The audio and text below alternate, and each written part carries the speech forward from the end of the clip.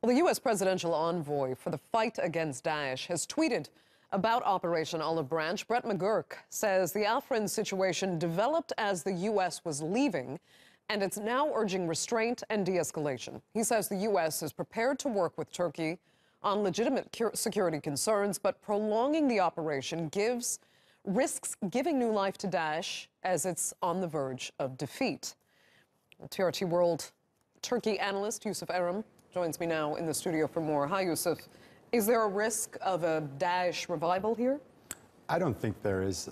When you look at the Turkish army's statement, they specifically stated that they're not only bombing YPG targets, they're bombing terrorist targets. This is including Daesh. And Operation Olive Branch isn't just an operation against or directed specifically at the YPG. It's directed at cleaning the Afrin region from terrorism.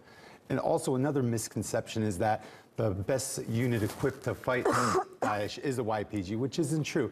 The FSA has been fighting Daesh since 2014, a year before the U.S. coalition was formed, 2 years before Russian intervention.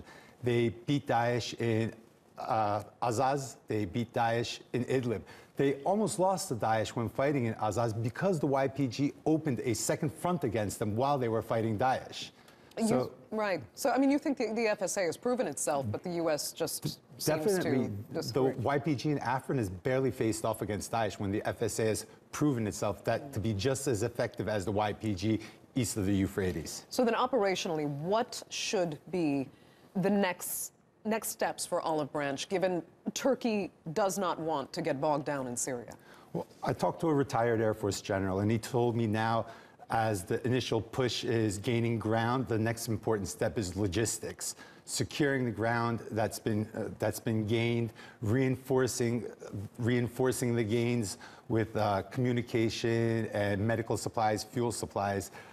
He also told me that the YPG is resorting to guerrilla tactics, urban warfare tactics, hit-and-run tactics, and this is something that the Turkish armed forces is very well equipped to handle because they've been fighting this.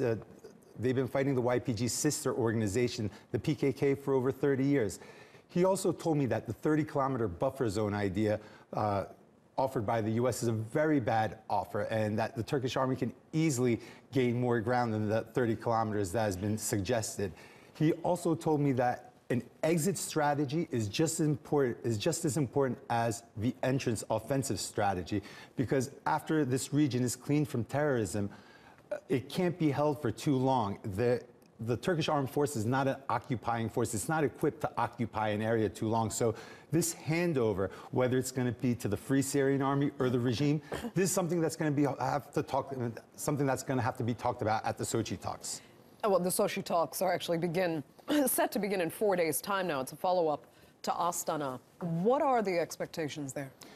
Well, the Sochi Talks are critical, and Operation Olive Branch is actually a great lead into the Sochi Talks because as ground is being gained in Afrin and the opposition forces like the FSA are gaining strength, they're going to be better represented at the Sochi Talks. As you know, Turkey's the guarantor of the opposition, and the regime is guaranteed by Russia and Iran. So without the opposition having a strong hand, the regime has nothing really to negotiate with them. So a stronger opposition will lead to healthier talks between both parties. Okay. Yusuf, we'll leave it there. Thanks so much for that, as always.